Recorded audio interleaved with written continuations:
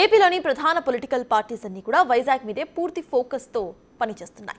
అక్కడ తమ వ్యూహాలు రచిస్తున్నాయి. ఇప్పటికే రాష్ట్రంలోని వివిధ ప్రాంతాల్లో బలమైన ముద్ర వేసిన ఆయా పార్టీలు ఇప్పుడు వైజాగ్ తమ కార్యస్థానంగా చేసుకోవాలని చూస్తున్నాయి. వైజాగ్ నుంచి ఉత్తరాంధ్ర మొత్తం కూడా వ్యాపించాలి అనేది వాటి యొక్క మేజర్ వ్యూహంగా కనిపిస్తోంది. ఆ క్రమంలోనే విశాఖ సిటీలో ఎప్పుడూ సత్తా చూపించలేకపోయినా వైసీపీ సైతం వచ్చే ఎన్నికల్లో అక్కడ బలమైన పునాదులు వేసుకోవడానికి కసరత్తులను ప్రారంభించిందట.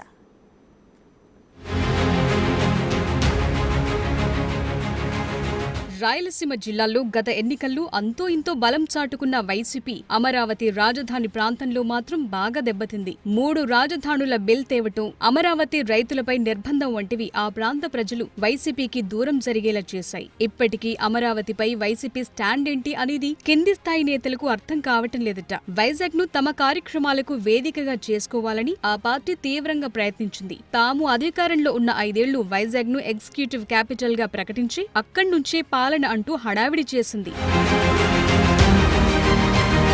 ఒకవేళ గత ఎన్నికల్లో వైసీపీ గెలుచుంటే వైజాగ్ నే ఏపీకి రాజధానిగా మార్చేసి ఉండేదంటున్నారు. ఆ మేరకు ఎన్నికల సమయంలో జగన్మోహన్ రెడ్డి 1కి 2 సార్లు ప్రస్తావించారు కూడా. ఆ క్రమంలో ఋషికొండను తొలిచేసి తన క్యాంప్ ఆఫీస్ కోసం ప్రజాధనంతో భారీ ప్యాలెస్ నిర్మించుకున్నారు. తీరా చూస్తే సీన్ మొత్తం రివర్స్ అయింది. గత ఎన్నికల్లో ఎదురైన ఓటమి నుంచి పార్టీని బయటకు తీసుకొచ్చేందుకు వైసీపీ అధ్యక్షుడు జగన్ ఉత్తరాంధ్ర జిల్లాలపై ఫోకస్ పెట్టారు. ఈ నెల 9న నర్సీపట్నం పర్యటనకు ప్రణాళిక సిద్ధం చేశారు.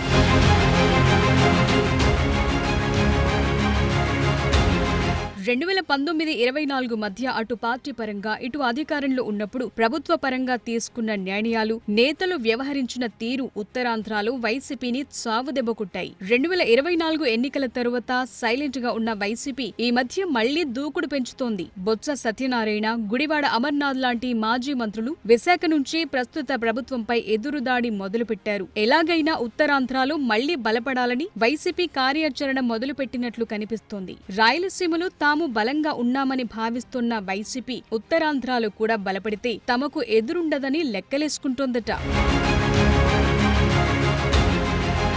గత 5 సంవత్సరాల కాలంలో జరిగిన తప్పులేంటి, భవిష్యత్తులో ఏ రకంగా ముందుకు వెళ్లాలి, ఏ రకమైన కార్యాచరణ రూపొందించాలి అనే అంశాలపై ఉత్తరాంధ్ర ముఖ్య నేతల సమావేశం నిర్వహించారు. అలాగే ఈ నెల 9వ తేదీన ఉత్తరాంధ్ర ప్రాంతంలో నర్సీపట్నం మెడికల్ కాలేజ్ ను స్వయంగా పరిశీలించబోతున్నారు. కూటమి ప్రభుత్వం అధికారంలోకొచ్చిన తరువాత మెడికల్ కాలేజ్ ను ప్రైవేట్ పరం చేస్తామని చెప్తోన్న నేపథ్యంలో మెడికల్ కాలేజ్ అంశాన్ని ప్రధాన ఎజెండాగా పెట్టుకుని ఉత్తరాంధ్ర నుంచే పోరాటాలు చేయాలని వైసీపీ ఆలోచన చేస్తోందట.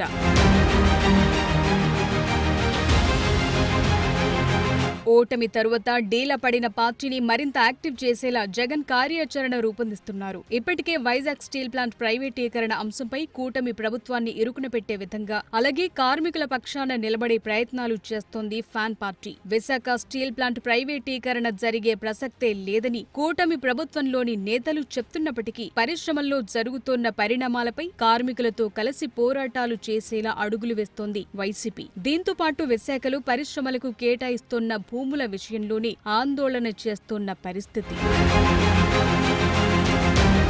ప్రైవేట్ సంస్థలకు నామమాత్రపు ధరలకు భూములు కేటాయించడాన్ని వ్యతిరేకిస్తూ ఈ అంశాలపై నిరసనలు చేపట్టింది వైసీపీ. ఇక మరోవైపు నూతన మెడికల్ కాలేజీల అంశంపై పోరుబాట పడుతున్నారు వైసీపీ నేతలు. ఈ అంశంపైనే నేరుగా ఫీల్డ్ విజిట్ చేయనున్నారు వైసీపీ అధ్యక్షుడు జగన్. ఈ నెల 9న నర్సీపట్నంలో వైసీపీ హయాంలో చేపట్టిన మెడికల్ కాలేజ్ నిర్మాణ పనులను పరిశీలించనున్నారు.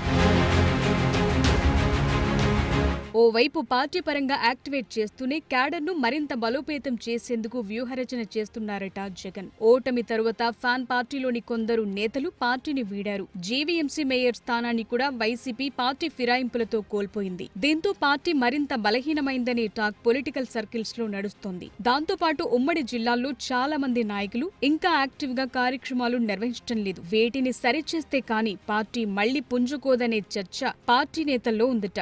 అందుకే పార్టీ బలోపేతంతో పాటు నేతలను యాక్టివ్ చేసేలా జగన్ యాక్షన్ ప్లాన్ చేస్తున్నారట. తాడేపల్లిలో జరిగే పార్టీ ముఖ్య నేతల సమావేశంలో భవిష్యత్ కార్యాచరణపై దిశానిర్దేశం చేయబోతున్నారట. మొన్నటి ఎన్నికల్లో ఉమ్మడి విశాఖ జిల్లాలో వైసీపీ 2 అసెంబ్లీ స్థానాలు, 1 పార్లమెంట్ స్థానం గెలుపొందింది. అందుకే 2019 ఎన్నికల్లో వచ్చిన ఫలితాలు 2029 ఎన్నికల్లో వచ్చే విధంగా ప్లాన్ చేస్తూ త్వరలో జరగబోయే స్థానిక సంస్థల ఎన్నికల నుంచే పట్టును నిలుపుకునే ప్రయత్నాలు ప్రారంభించారట జగన్. మరి మాజీ ముఖ్యమంత్రి వ్యూహాలు ఎంతవరకు ఫలిస్తాయో చూడాలి.